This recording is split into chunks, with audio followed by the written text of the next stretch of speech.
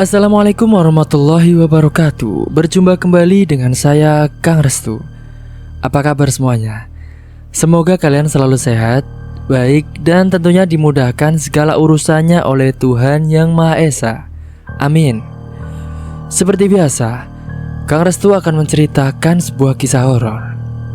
Dan sebelum masuk ke ceritanya, bagi kalian yang belum subscribe, klik tombol subscribe-nya, klik lonceng notifikasinya dan like video ini agar kalian ini tidak ketinggalan cerita-cerita terbaru dari channel ini. Dan bagi kalian, jika kalian punya cerita menarik dan horor yang ingin disampaikan, kalian bisa menghubungi kontak admin. Oke, langsung saja tanpa berlama-lama lagi. Ini dia ceritanya.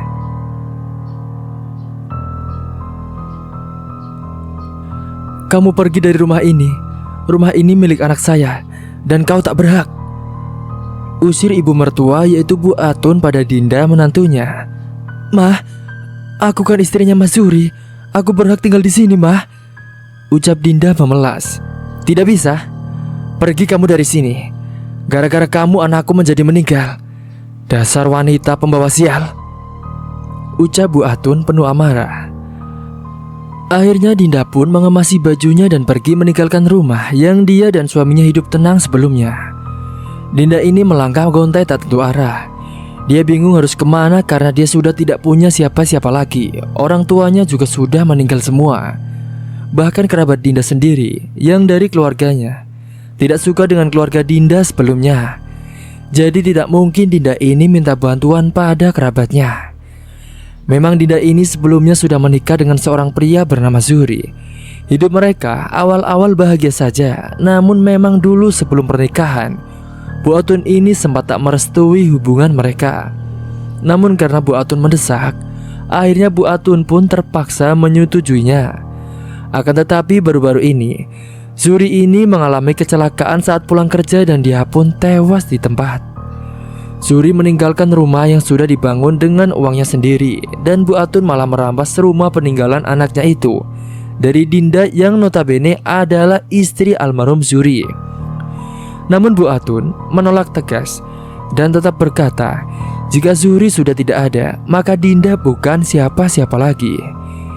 Dinda pun akhirnya memilih mengalah. Namun dia ini masih menyimpan rasa benci dan dia dendam pada Bu Atun.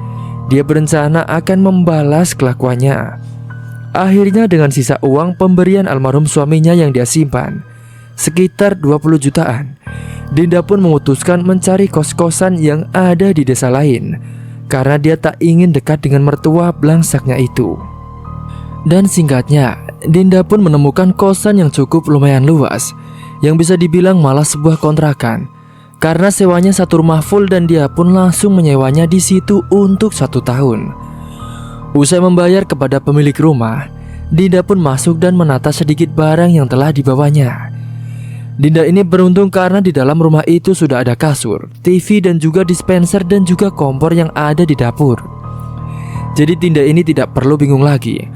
Akhirnya dirinya pun yang telah lelah pikiran dan tenaga memutuskan untuk tidur saja. Menjelang sore, Dinda ini terbangun, pikirannya sudah rada tenang.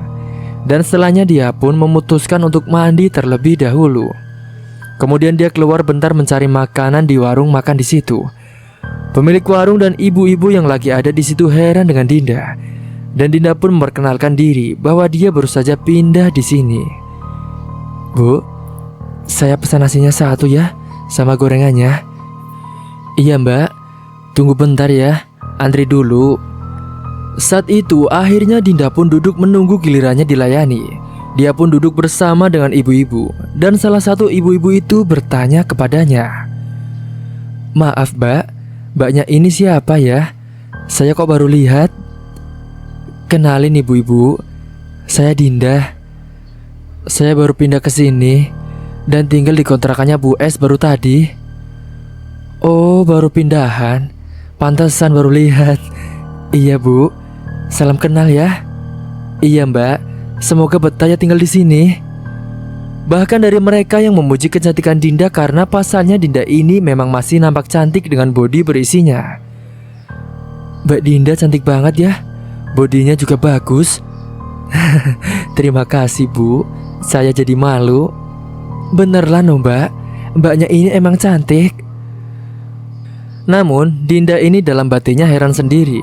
Meskipun parasnya cantik, tapi mengapa nasibnya itu tak semulus parasnya? Apakah ini yang dimaksud? Selalu ada kekurangan di balik kelebihan. Dan begitu pun sebaliknya. Saat itu ibu-ibu pun mulai kepo tentang kehidupannya Dinda, soal suaminya dan kenapa memilih ngontrak sendiri. Mbak Dinda, sudah punya suami? Saya janda Bu, suami saya meninggal dunia. Oh janda ternyata. Terus kenapa milih ngontrak sendiri Mbak? Bu, maaf, saya jadinya dibungkus saja ya nasinya. Iya Mbak. Karena merasa tidak nyaman ditanya-tanya terus, Dinda pun memilih untuk bungkus makanannya saja. Selang beberapa saat kemudian, akhirnya pesanannya Dinda sudah selesai dan dia pun segera pamitan kepada ibu-ibu yang ada di sana. Saya pamit pulang dulu ya ibu-ibu. Iya Mbak Dinda, silahkan. Tak lupa setelah usai, dia pun pamitan sama ibu-ibu yang ada di warung situ dan beranjak kembali ke rumah. Setibanya di rumah, tepatnya waktu azan maghrib berkumandang. Namun itu tak mengaruh bagi Dinda karena dirinya itu bukanlah orang yang taat beribadah. Dinda ini malah menyalakan televisi sambil makan makanannya. Dan dia pun malah menghiraukan suara azan sholat yang berkumandang. Usai makan selesai, Dinda ini memikirkan untuk biaya hidup ke depannya. Dia harus memutar otaknya bikin usaha agar bisa mendapatkan uang. Nanti ke depannya aku gimana ya? Gimana caranya bisa dapat uang banyak? Gumamnya. Apa aku jualan online saja ya? Jualan pakaian yang lagi tren zaman sekarang. Pasti akan laku keras.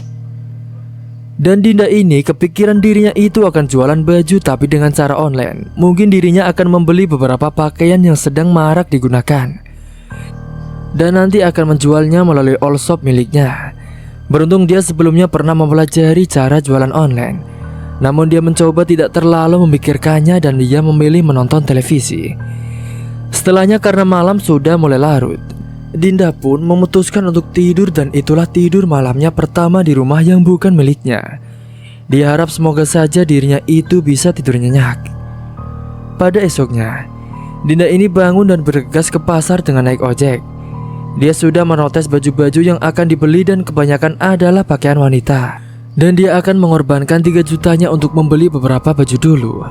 Selang beberapa saat kemudian, dia pun akhirnya sampai juga di pasar. Dan kala itu dia keliling pasar mencari baju yang murah untuk dijual lagi, serta modelnya yang sedang tren di zaman sekarang, sehingga supaya nanti banyak peminatnya. Setelah dia sudah keliling ke sana kemari, akhirnya dia pun memilih untuk mampir beli bakso dulu di warung untuk makan siang. Karena tak terasa saat itu sudah siang, karena dia tadi muter-muter keliling pasar.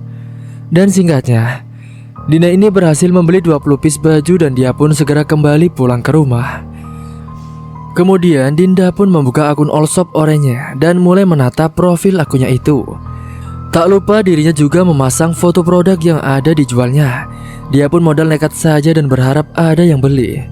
Dan singkatnya, usai Dinda memposting semua produknya yang ala kadarnya itu, dia pun hanya tinggal menunggu pembeli yang minat membelinya.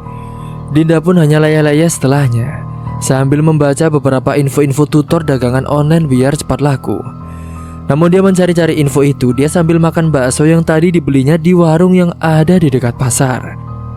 Dan setelahnya, karena dia capek dan baksonya yang dimakan juga sudah habis, dia pun memilih untuk tidur siang saja. Dan dia berharap nanti pas bangun sudah ada pembeli yang minat dengan barang dagangannya itu. Hingga sore pun tiba. Dinda ini terbangun dari tidurnya, akan tetapi saat dia mencoba mengecek akun Allshopnya itu, ternyata belum ada yang beli juga. Dia pun bergegas untuk beres-beres rumah dan nantinya dia akan mandi.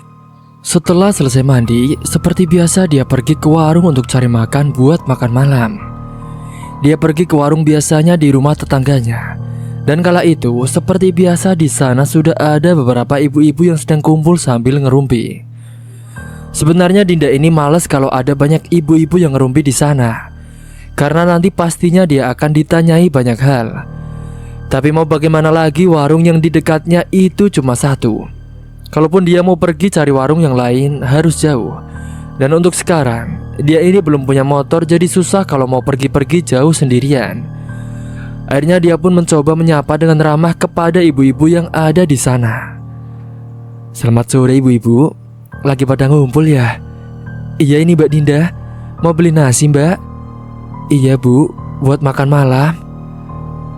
Saat itu Dinda pesan mintanya yang langsung dibungkus, soalnya dia tidak mau lama-lama di sana dengan ibu-ibu itu. Ketika dia sedang menunggu pesanannya dibuat, benar saja ada salah satu ibu-ibu yang nanya, "Mbak Dinda kerjanya apa sih?" "Oh, itu Bu, saya jualan online." "Oh gitu, pantesan di rumah saja." Sesaat kemudian pesanannya Dinda pun akhirnya sudah siap dan dia pun segera untuk pulang. Tidak lupa dia pun pamit terlebih dahulu kepada ibu-ibu. "Ibu-ibu, permisi, saya pamit pulang dulu ya." "Iya Mbak, silahkan." Sesampainya di rumah, dia pun langsung makan karena perutnya sudah keroncongan semenjak bangun tidur tadi. Dan singkat waktu, sudah 1 minggu berjalan tak ada satu produknya pun yang terjual. Meskipun ada beberapa DM chat yang masuk, namun mereka semua tidak jadi beli produknya. Karena sis yang mereka minta tidak tersedia, karena memang hanya sedikit yang dijual oleh Dinda kala itu. Dinda pun merasa gelisah. Kalau gini caranya, uangnya akan benar-benar habis secara perlahan. Dirinya pun merebahkan diri di kasur dan HP-nya tergeletak. Pandangannya kosong menatap langit-langit kamar. Dirinya ini butuh banget pemasukan uang, bahkan dirinya yang sebelumnya sudah menikah. Entah kenapa Dinda ini tiba-tiba kangen dan pengen berhubungan badan. Nafsunya datang tiba-tiba, tapi dia bingung karena sudah tak punya suami. Dan tiba-tiba saja dia ini dikejutkan dengan suara notif dari HP-nya. Ada DM yang masuk dan jadilah orang itu pembeli satu baju yang dijual oleh Dinda. Dinda pun senang banget, dia pun segera membungkus pesanannya itu.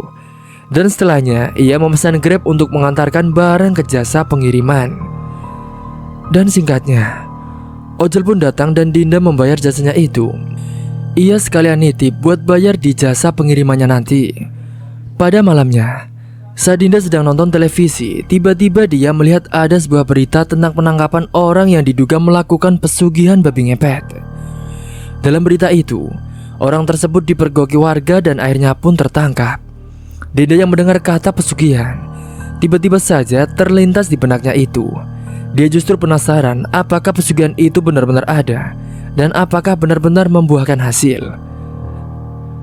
"Apa aku melakukan pesugihan saja ya? Siapa tahu kan nanti aku bisa jadi kaya raya dan juga banyak uang," gumamnya. Akhirnya dirinya yang mulai berminat tentang pesugihan. Segera dia pun mencari tahu di internet soal lokasi perdukunan yang ada di daerahnya.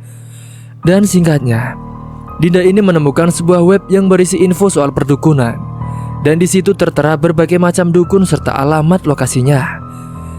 Jangan ditanya bagaimana dukun itu mengiklankan tempatnya, karena Dinda tidak tahu. Dinda hanya berpikir mungkin itu ulah seorang yang gabut membuat web yang berisi alamat dukun-dukun yang mungkin dia dapat dari hasil surveinya sendiri. Intinya kala itu, Dinda mendapati sebuah alamat yang ternyata ada di sekitar daerahnya. Namun jaraknya juga lumayan, tapi karena Dinda penasarannya tinggi sekali, mungkin dia akan mencobanya terlebih dahulu. Barangkali itu juga bisa berhasil. Jadi Dinda tidak perlu repot-repot jualan online lagi.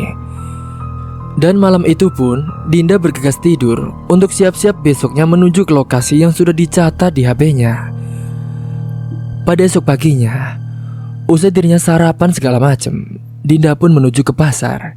Dia mendatangi sebuah rental motor di situ dan dia memilih sewa motor untuk menuju ke lokasi dukunnya. Dinda pun sekalian bayar untuk 2 hari karena kemungkinan Dinda pulangnya besok pagi. Dan setelahnya Dinda pun bergegas menuju ke lokasi yang dimaksud. Butuh beberapa jam untuk tiba di sana. Dan singkatnya, setelah beberapa jam, sampailah Dinda di desa yang dimaksud dan dia bertanya tentang rumah yang telah dia cari. Karena saat itu dia belum tahu rumah dukun itu. Akhirnya karena waktu sudah siang dan dia juga merasa lapar serta haus, akhirnya Dinda pun memilih untuk mampir terlebih dahulu di salah satu warung dan dia nanti akan mencoba bertanya kepada orang yang ada di sana. "Bu, saya pesan nasi sama es tehnya ya 1. "Iya Mbak, Tunggu sebentar ya. Mbaknya dari mana, mau kemana? Ini Bu, saya sekalian mau tanya, apa Ibu tahu alamat ini? Ucap Dinda sambil menunjukkan alamat yang sudah dicatat semalam. Ibu itu pun membaca dengan seksama alamat yang tertera itu. Dan untungnya ibu warung itu tahu, dia pun memberitahu kepada Dinda. Oh iya, saya tahu Mbak. Rumahnya ada di paling ujung desa dan masuk ke dalam hutan. Nanti di dalam hutan ada rumah Mbak. Nah itu rumahnya. Oh gitu ya Bu. Ya sudah Bu, terima kasih. Saya paham. Nanti saya ke sana. Sesaat kemudian pesanannya Dinda pun sudah sedia. Dia pun segera untuk menyantap makanannya itu. Selang beberapa saat kemudian, setelah dia sudah menghabiskan makanan dan minumannya itu, dia pun segera membayar dan pamitan untuk melanjutkan perjalanannya lagi. Usai mendapat info, Dinda pun langsung menuju ke rumah yang katanya ada di paling ujung desa dan harus masuk ke dalam hutan. Setelah dia menyusuri jalan yang sudah diberitahu ibu warung tadi, dia pun akhirnya menemukan juga. Setibanya di rumah itu, Dinda pun langsung menyambangi dan mengetuk pintunya. Permisi. Suara pintu dibuka. Muncullah seorang pria yang kelihatan masih berumur 55 tahunan. Dan ternyata itulah dukunya yang bernama Pak Joko. Awalnya Dinda mengira kalau dukunya itu seorang kakek-kakek, namun ternyata belum tua amat. Ada perlu apa kau datang kemari? Saya ada perlu Pak. Ya sudah, mari silakan masuk. Kita bicarakan di dalam saja.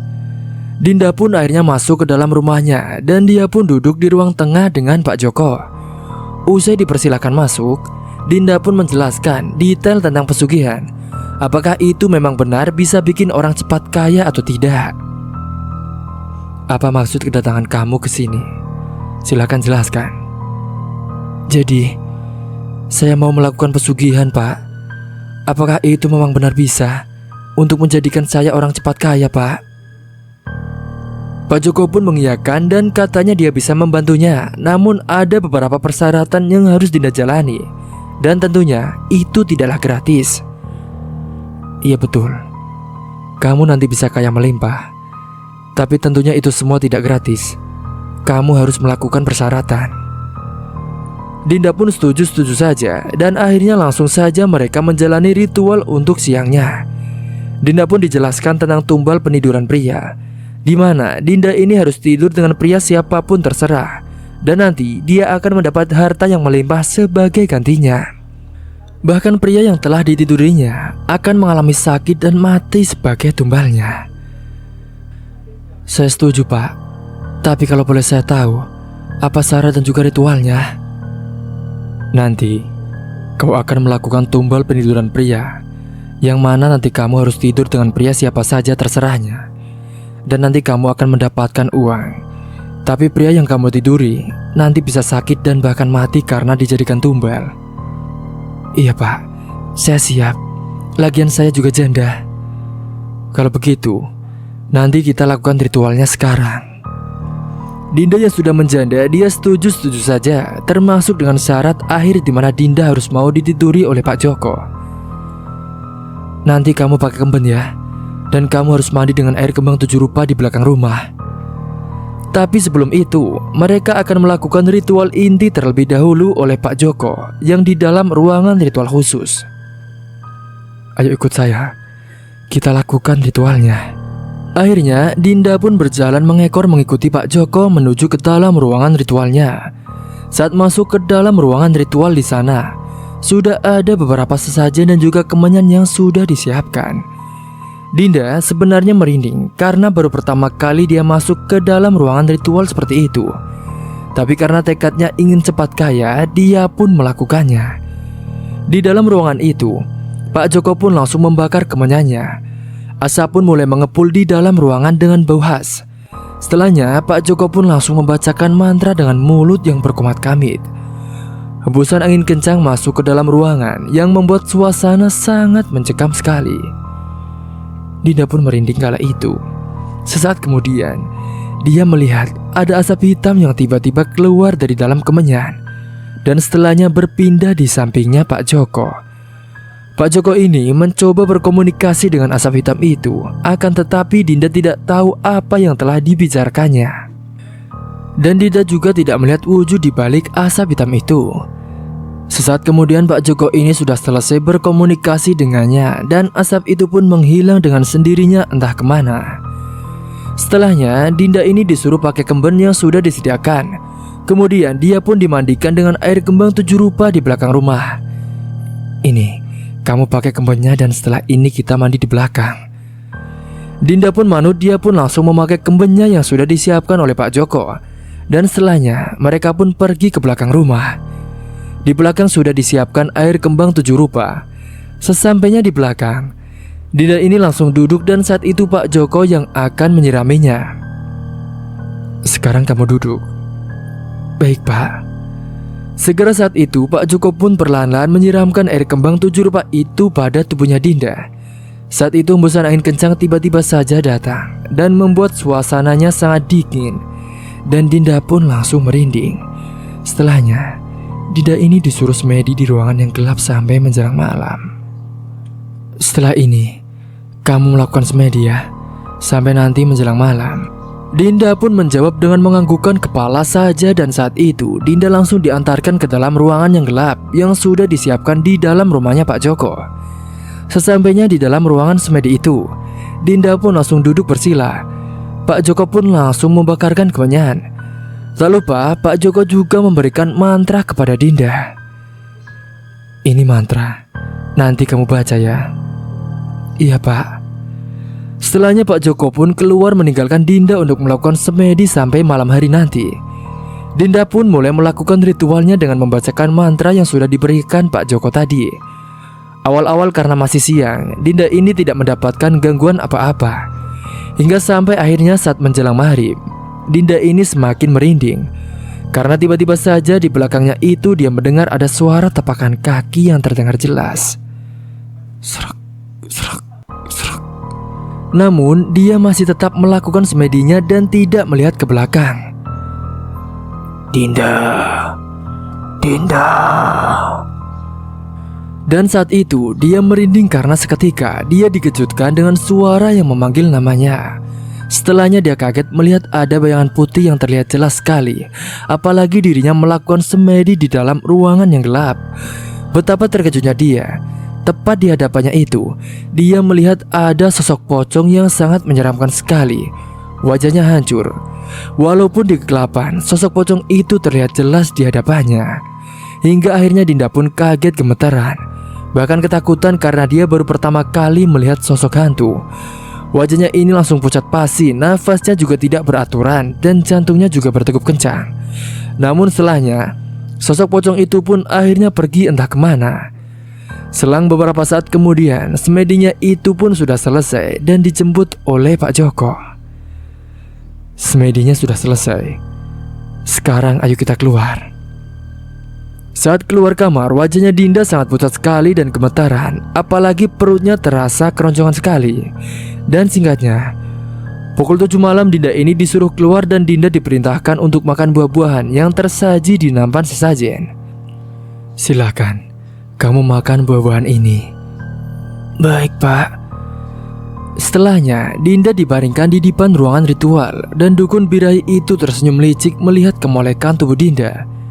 Dan dengan penuh nafsu, Pak Joko pun langsung menggagahi tubuh Dinda. Sementara Dinda juga terbawa suasana karena sudah lama tidak begituan. Akhirnya malam itu pun terjadilah pergumulan antara dua insan dengan hubungan yang tidak dianjurkan. Setelah selesai dan puas karena sama-sama lelah, mereka berdua pun tertidur sampai pagi. Pada esok paginya, usai membenahi pakaiannya masing-masing, Pak Joko pun menuturkan pada Dinda untuk mencari tumbal 1 bulan sekali. Dinda ini disuruh untuk menggoda pria manapun dan nantinya dirinya akan mendapatkan uang secara tiba-tiba usai bersetubuh dengan orang itu. Dinda pun diberi sebuah kalung yang sudah dijampi-jampi. Dan ternyata kalung itu dihuni oleh sosok setan birahi. Setelah ini, kamu harus mencari tumbalnya 1 bulan sekali. Kamu nanti menggoda pria manapun, nanti kamu akan mendapatkan uang. Namun orang itu akan mati jadi tumbalnya. Baik Pak, saya paham. Pakai kalung ini, saat kamu akan mencari pria sebagai tumbalnya. Iya pak. Berapa saya harus membayar maharnya pak? 3 juta saja. Segera Dinda pun mengambilkan uang yang sudah disiapkannya dari rumah uang sisa simpanannya itu. Ini pak, uangnya pas ya. Kalau begitu saya pamit pulang dulu pak. Terima kasih banyak. Usai paham, Dinda pun lantas membayar maharnya dan segera pergi pulang ke rumah. Namun Pak Joko juga berpesan untuk membuka lemari saat tiba di rumah. Saat Dinda baru melangkahkan kakinya untuk pergi keluar rumah, tiba-tiba saja dia dicegat oleh Pak Joko. Tunggu sebentar. Iya pak, ada apa? Nanti setelah kamu sampai di rumah, jangan lupa kamu buka lemari yang ada di kamarmu. Emangnya ada apa pak? Sudah, kamu lakukan saja. Iya, baik pak.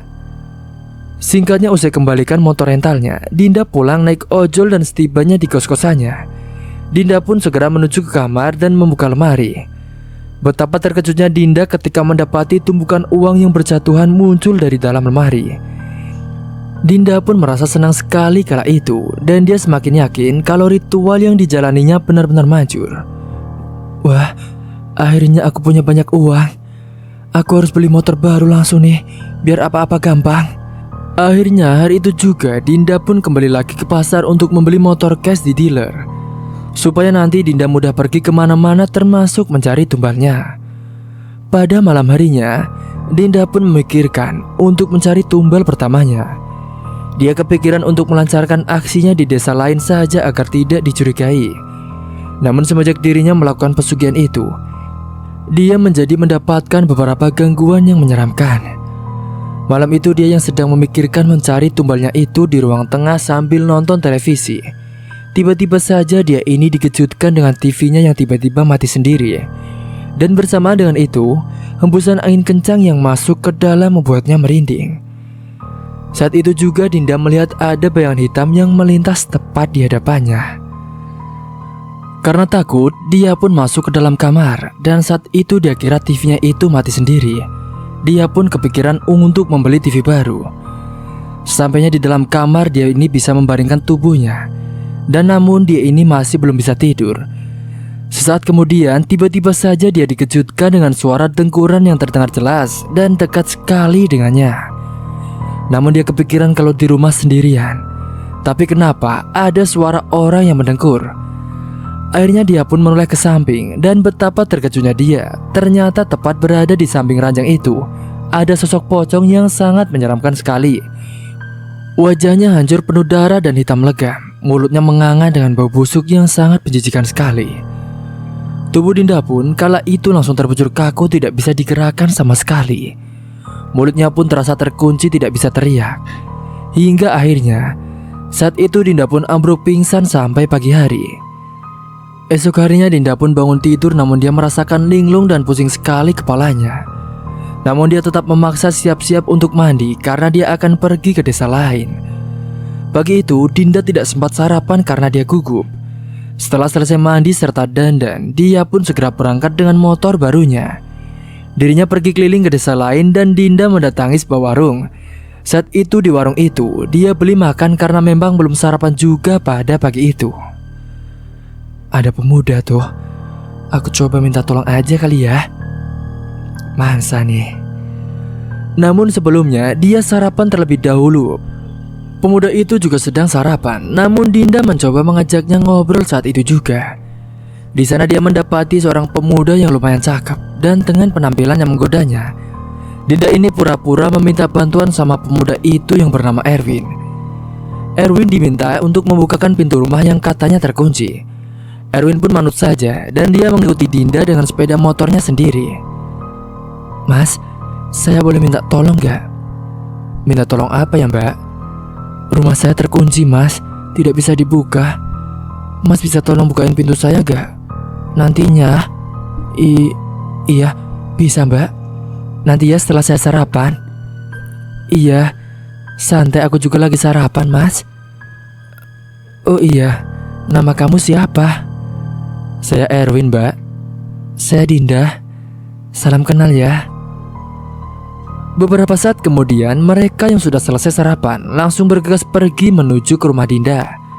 Namun Erwin merasa heran kenapa Dinda malah berjalan ke arah kebun-kebun. Namun Erwin pun masih mengikutinya. Hingga tibalah mereka di rumah kosong dan Dinda pun berhenti di situ. Dinda pun kemudian dengan belak-belakan dia meminta Erwin untuk melayani nafsunya.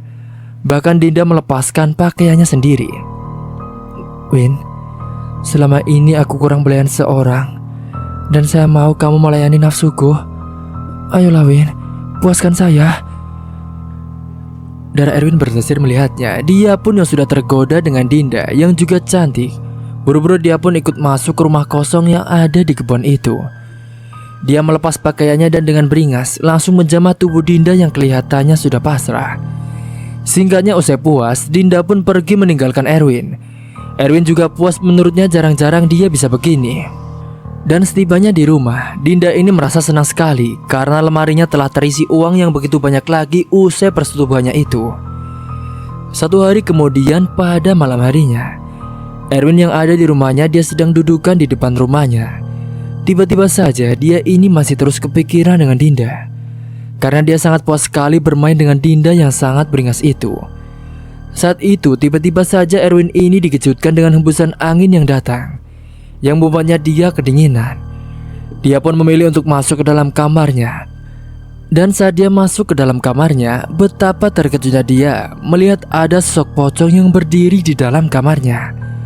Kala itu semua orang yang ada di rumahnya itu sudah tertidur semuanya, karena waktu itu sudah larut malam. Erwin yang melihat sosok itu, akhirnya tubuhnya kaku tidak bisa digerakkan sama sekali, dan mulutnya itu serasa terkunci. Hingga akhirnya dia yang tidak kuat melihat sosok itu, akhirnya dia pun ambruk pingsan. Dan setelahnya, sosok pocong itu mendekati tubuh Erwin dan kemudian sosok pocong itu meludahi tubuhnya. Namun naasnya Erwin satu hari setelahnya, dia telah ditemukan tewas di rumahnya dengan kondisi kulit keriput dan juga melepuh. Orang tuanya yang mendapati anaknya sudah tewas tak bernyawa. Dengan keadaan mengenaskan, mereka pun nangis kejer. Akan tetapi Dinda tidak peduli dengan apa yang terjadi dengan Erwin, karena yang ada di pikirannya, dia ini bisa menjadi kaya raya dan juga banyak uang. Saat itu waktu malam hari, Dinda yang sedang bahagia sekali dengan uangnya yang banyak sekali. Dia pun duduk santai di depan rumahnya sambil menikmati suasana malam hari. Akan tetapi tiba-tiba saja dia ini dikejutkan dengan suara wanita yang tertawa mengikik. Sontak, dia pun mengedarkan pandangannya mencari sumber suara wanita itu. Hingga akhirnya, dia ini melihat ke arah pohon yang ada di depan rumahnya. Dan saat itu, dia melihat ada bayangan putih di atas pohon itu, yang kemudian bayangan putih itu berubah wujudnya menjadi sosok kuntilanak yang sangat menyeramkan sekali. Sosok kuntilanak itu tertawa mengikik dengan rambut panjangnya yang acak-acakan, dan juga wajahnya yang hancur penuh darah. Bahkan kedua matanya yang melotot tajam menatap ke arah Dinda. Dinda pun tidak kuat, ia pun berteriak. Dinda langsung lari terbirit-birit ke dalam rumah dan saat itu nafasnya terasa tidak beraturan sekali, dengan jantung yang berdegup kencang dan keringat yang membasahi tubuhnya. Hingga akhirnya dia pun memutuskan untuk tidur saja karena takut juga. Namun di tengah malam dia terbangun karena ingin buang air kecil. Dia pun beranjak pergi ke kamar mandi. Dan saat dia di dalam kamar mandi, dirinya itu dikejutkan dengan suara yang mengetuk pintu di depan rumahnya. "Tok tok tok. Siapa yang datang malam-malam?" ucapnya. Segera dia pun menyelesaikan buang air kecilnya, dan dia beranjak pergi ke depan rumah untuk membukakan pintunya itu. Saat pintunya dibuka, betapa terkejutnya dia melihat tepat di hadapannya itu ada sosok tinggi besar yang sangat menyeramkan sekali. Wajahnya murka dan kedua matanya itu merah menyala. Gigi taringnya yang tajam dan juga panjang serta menyeramkan. Sosok itu mengeluarkan bau busuk yang sangat menyengat sekali. Hingga akhirnya tubuh Dinda pun terpejur kaku saat itu juga, dan dia pun akhirnya ambruk pingsan. Pada esok paginya, saat bangun dia pun merasa bingung karena dia tidak ingat apa yang sudah terjadi. Tiba-tiba dirinya itu sudah berada di depan pintu. Sesaat kemudian dia pun baru ingat kalau tadi dia ada urusan. Dan singkat waktu, di bulan kedua dan seterusnya, Dinda juga melakukan hal yang sama dan korbannya selalu orang di desa lain. Pernah juga suatu ketika Dinda malam-malam mencegat seorang pemuda di desa lain. Malam itu setelah mencegat pemuda itu, Dinda pun merayunya sehingga pria itu pun tergoda dengan Dinda yang memang cantik. "Kamu mau kemana? Kok sendirian aja? Temenin aku yuk." "Temenin apa?" "Aku lagi pengen, tapi tidak ada yang bisa memuaskan saya. Gimana kalau kamu yang memuaskan saya? Kamu mau tidak?" "Ya sudah, aku mau." Kemudian ia pun mengajaknya ke semak-semak dan bergumul di sana dengan beralaskan kardus. Dan semua yang dilakukan Dinda itu dia lakukan secara sadar dan juga sukarela. Selain dirinya yang bisa dapat uang, nafsu birahinya pun sendiri juga bisa terpuaskan. Malam itu saat Dinda dan Bagas sedang melakukan hubungan di semak-semak, mereka saling menikmati. Akan tetapi setelah mereka selesai melakukan itu, mereka dikejutkan dengan suara langkah kaki. Serak, serak, serak. Mereka pun terkejut dan saling melihat ke belakang. Akan tetapi saat melihat ke belakang, ternyata tidak ada apa-apa. Dan setelahnya, mereka pun beranjak pulang ke rumah masing-masing. Dinda yang mengendarai motor sendirian menuju ke rumah. Tiba-tiba saja dia melihat ke arah spion dan betapa terkejutnya dia. Saat menoleh ke belakang, ternyata ada sosok kuntilanak yang sangat menyeramkan sekali. Dinda pun mempercepat laju motornya itu karena ketakutan. Dia benar-benar gemetaran hingga akhirnya dia yang tidak fokus pun ambruk naik motornya. Tapi setelahnya, sosok itu pun pergi menghilang dan dia kembali bangkit dengan motornya. Begitupun dengan Bagas yang hendak pulang ke rumahnya. Di perjalanan dia merinding karena hembusan angin kencang yang lewat dan membuat bulu kuduknya itu berdiri. Terlintas saat itu, Bagas melihat ada bayangan putih di hadapannya. Bersama dengan itu, dia juga mencium bau busuk yang sangat menyengat sekali. Namun, dia tidak terlalu menghiraukan. Akan tetapi setelahnya, dia ini dikejutkan dengan sosok pocong yang berdiri di depan jalannya. Sosok itu sangat menyeramkan sekali dengan wajahnya yang hitam legam dan mulutnya menganga. Hingga akhirnya, Bagas yang kaget dan takut melihat sosok itu. Dia pun akhirnya oleng dan juga dia tidak fokus. Sampai akhirnya, Bagas pun ambruk menabrak sebuah pisan yang ada di pinggir jalan. Hingga akhirnya Bagas pun tewas di tempat karena dadanya terkena stang motor. Malam itu juga warga yang melihat segera menolongnya dan dia dibawa ke rumah sakit untuk diotopsi terlebih dahulu. Sesampainya di rumah, Dinda pun langsung ke kamar mandi untuk bersih-bersih tubuhnya.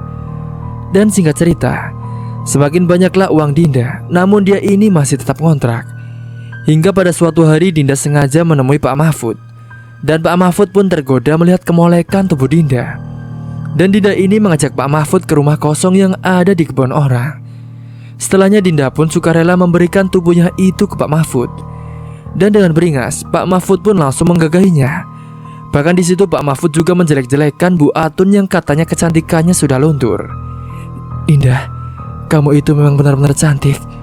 Bahkan Bu Atun itu cantiknya sudah luntur, sudah keriput." "Bapak bisa saja."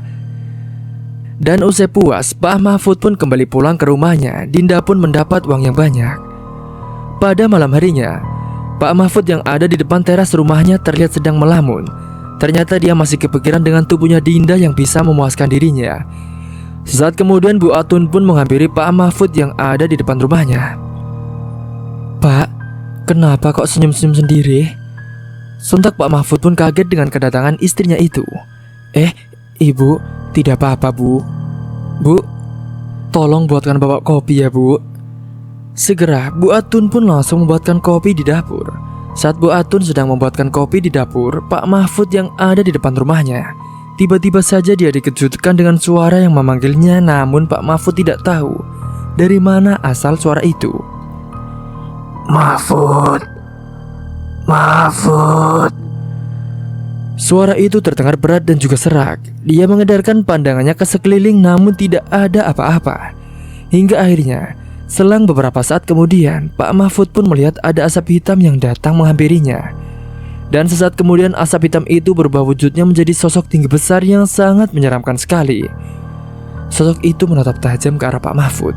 Dengan kedua matanya yang merah menyala, menatap tajam dan sosok itu pun mengeluarkan bau busuk yang sangat menyengat sekali. Hingga akhirnya Pak Mahfud tubuhnya pun terbujur kaku dan dia yang tidak kuat melihat sosok itu akhirnya dia pun ambruk pingsan. Sesaat kemudian Bu Atun yang kembali ke depan teras rumah membawakan secangkir kopi untuk Pak Mahfud. Betapa terkejutnya dia saat melihat ternyata Pak Mahfud sudah terkapar di lantai. Segera Bu Atun pun meminta tolong, teriak kepada warga sekitar. Tolong, tolong, tolong. Selang beberapa saat kemudian, para warga pun akhirnya datang dan mencoba menolong Pak Mahfud untuk dibawa masuk ke dalam kamarnya. Bu Atun yang cemas mencoba membangunkan Pak Mahfud yang belum sadar dengan mengolesi minyak angin kayu putih. Namun saat itu di dalam pingsannya Pak Mahfud, dia bermimpi berada di suatu tempat yang kala itu di sana banyak sekali orang dengan wajah pucat pasi dan penuh dengan darah bercucuran, dan baunya saat itu busuk sekali. Bahkan di sana juga ada orang yang berlumuran darah dengan tubuhnya yang dirantai. Dan selang beberapa saat kemudian, akhirnya Pak Mahfud pun sadar dari pingsannya. Segera Bu Atun pun langsung memberikan air putih itu kepada Pak Mahfud. Ini diminum dulu, Pak. Makasih ya, Bu. Setelahnya Pak Mahfud pun tidur lagi, dan tengah malamnya Pak Mahfud ini terbangun karena dia ingin buang air kecil.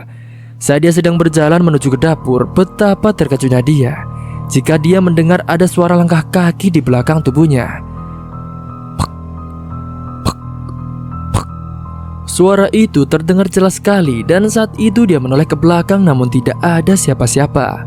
Setelahnya dia tidak terlalu menghiraukan lagi hingga akhirnya lanjut ke kamar mandi. Sesampainya di dalam kamar mandi, Pak Mahfud pun kaget ketika dia mendengar ada suara wanita yang tertawa mengikik namun tidak tahu wujudnya. Dia pun merinding dan segera menyelesaikan buang air kecilnya. Saat Pak Mahfud hendak keluar kamar mandi, dia dikejutkan dengan bayangan putih yang melintas membuatnya terperanjat. Namun Pak Mahfud ini tidak melihat apa-apa, tapi dia hanya mencium bau busuk yang sangat menyengat sekali. Dia pun kembali ke kamar. Saat di dalam kamar, Pak Mahfud ini mendengar ada ketukan jendela di kamarnya.